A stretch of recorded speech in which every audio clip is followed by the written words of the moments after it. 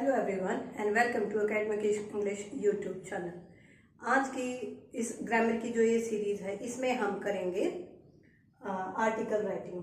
Article के कई meanings होते हैं, जैसे कि आर्टिकल का मतलब होता है ऑब्जेक्ट, ऑब्जेक्ट यानी कोई भी चीज़। आर्टिकल मतलब होता है अनुच्छेद, जैसे कि हमारे कॉन्स्टिट्यूशन में 368 आर्टिकल्स हैं। आर्टिकल 15 पर तो एक मूवी भी बनी है आयुष्मान खुराना की। और एक आर्टिकल जो कि हम ग्रामर में पढ़ते हैं, हमारे आर्टिकल्स होते हैं। कौन से होते हैं? आर्टिकल्स होते हैं ए, एन, द, यानी डेफिनेट और इनडेफिनेट आर्टिकल्स जो हमारे होते हैं।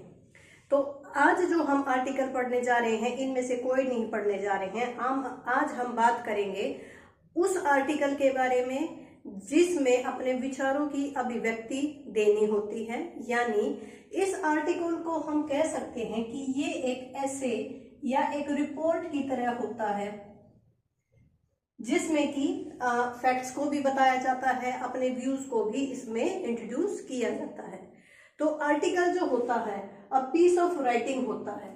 आर्टिकल क्या होता है? A piece of writing.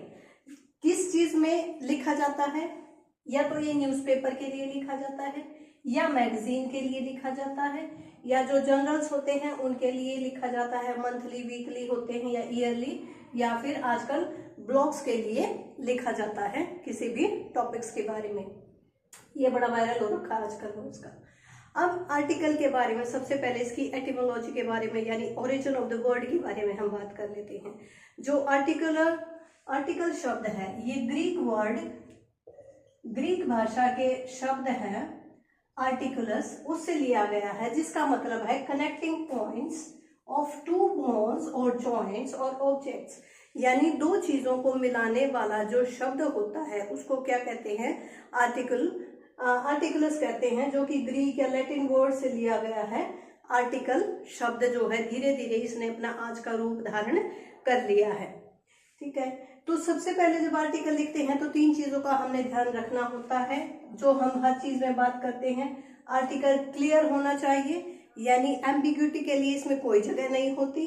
दूसरा, कंसाइज होना चाहिए, यानी कि ब्रीफ होना चाहिए, ब्रीफ यानी ब्रेविटी होना चाहिए। और कोहेरेंट होना चाहिए। कोहेरेंट का मतलब होता है एक लॉजिकल सीक्वेंस होना चाहिए, लॉजिकल सीक्वेंस इसमें होना चाहिए। यानी ये नहीं है कि ऊपर कोई बात कह दी, बीच में कोई कह दी, लास्ट में कंक्लूजन हम कुछ कह रहे हैं। तो आर्टिकल के बारे में बात करते हैं कि आर्टिकल का जो टॉपिक होता है वो क्या होता है। आर्टिकल का टॉपिक कोई भी हो सकता है, वो करंट का भी हो सकता है, वो पास्ट का भी हो सकता है। जैसे पुलवामा में अटैक हुआ, या फिर उसके बाद पहलगाम में अटैक हुआ, तो उसके ऊपर जो 10-15 दिन तक न्यूज़पेपर्स में बहुत सारे आर्टिकल्स आ गए कि आतंकवाद कब थमेगा, क्या आतंकवाद का कोई ठिकाना है, क्या आतंकवाद का कोई धर्म है। तो इस तरह से बहुत सारे आर्टिकल्स जो है पेपर्स में लिखे गए। या अभी करंट में जो विषय बना हुआ है कि ये tariff war between US and India, तो इसमें जो है ये टॉपिक जो है करंट का है। तो कोई भी हो सकता है टॉपिक, उसका कोई स्पेसिफिक एरिया नहीं है कि यही होगा। तो आर्टिकल के बाद, अब इसके बाद हम बात करते हैं इसके रूल्स की।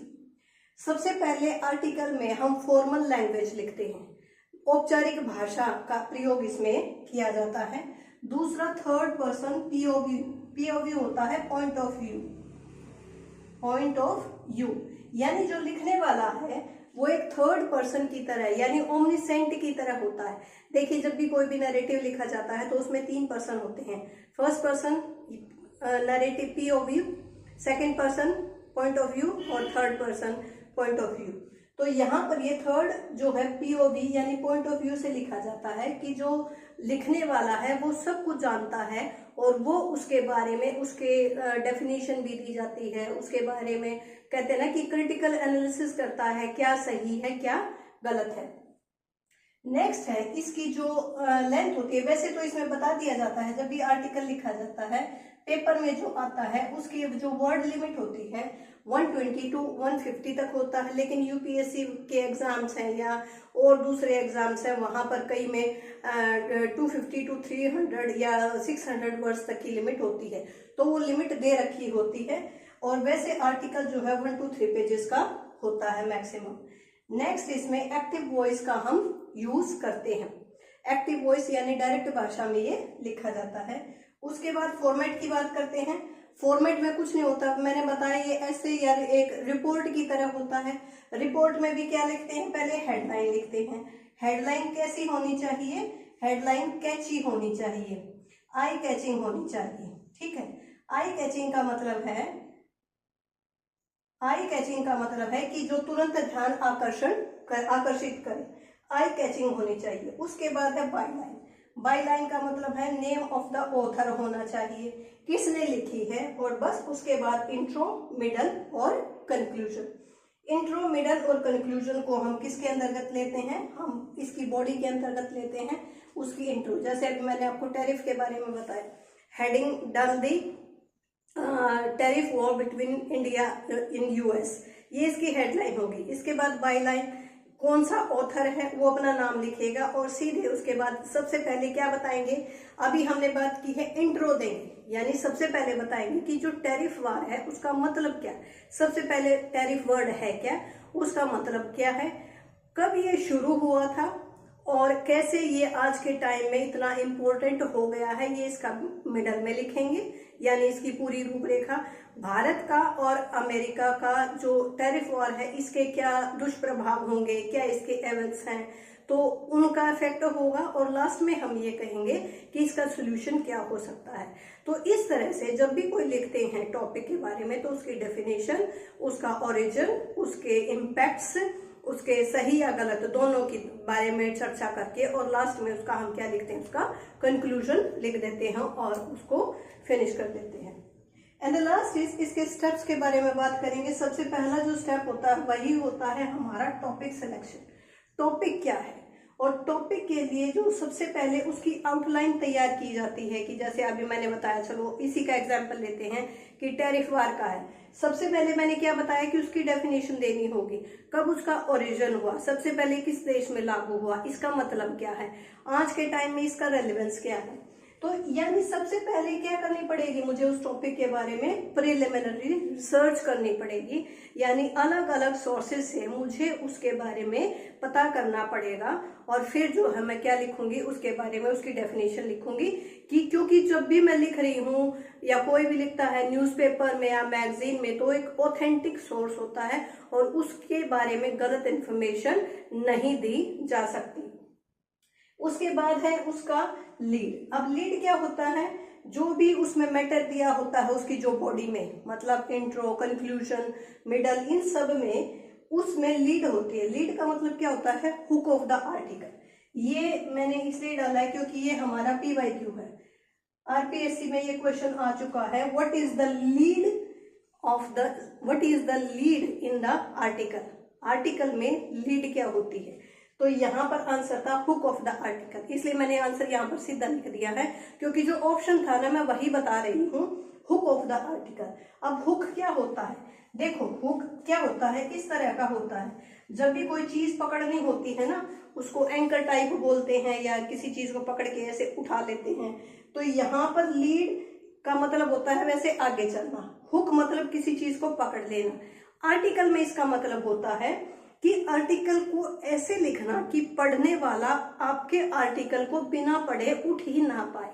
उसके लिए क्या करना होगा, उसके लिए कैप्चरिंग रीडर्स अटेंशन, रीडर की अटेंशन को कैप्चर करना होगा। कैसे करेंगे, विविड इमेजरी का यूज करके। अब ये विविड यानी डिफरेंट, इमेजरी यानी सीन्स या डायलॉग्स।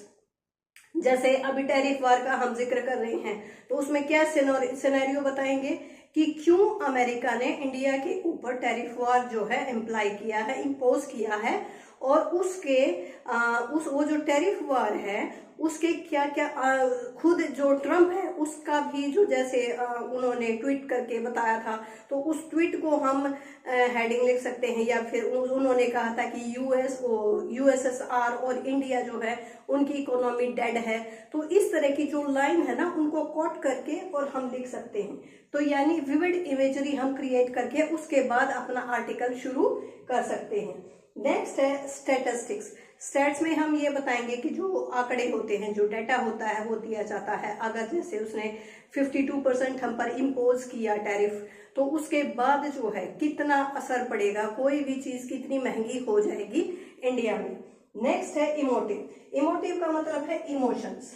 इमोशंस तो पहली चीज है, जब भी कोई आर्टिकल लिखते हैं, जैसे टेररिज्म का है या टैरिफ वॉर का है, तो इम्पैक्ट जो पड़ेगा एक डेवलपिंग कंट्री पर, तो उसका कितने गंभीर परिणाम हो सकते हैं।